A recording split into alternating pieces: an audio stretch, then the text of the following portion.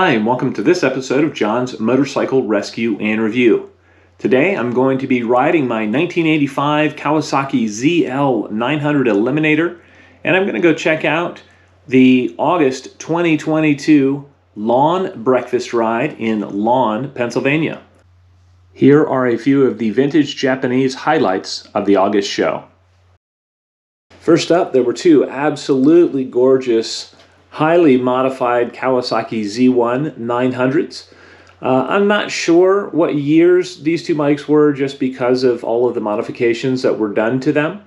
It was a little bit difficult to tell. They had different wheels on the one, Corbin seat, different fairings, and then even like the swing arm on the other one was modified. Both of them had modified exhausts and just lots of trick parts from front to back. Next up was a beautiful Honda GL1000 Goldwing. And Goldwings didn't always have the full fairings and saddlebags. They started off as a pretty handsome looking standard bike, but just a gorgeous bike there.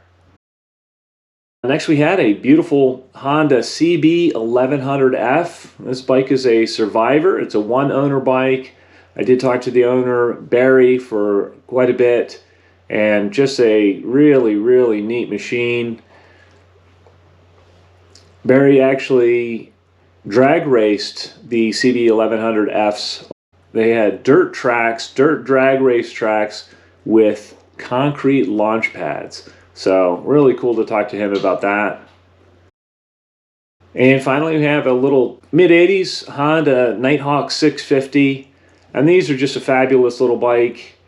They had the shaft drive, dual disc brakes up front, and a pretty peppy motor. All right, I hope you found this video entertaining and informative. And until next time, enjoy the ride.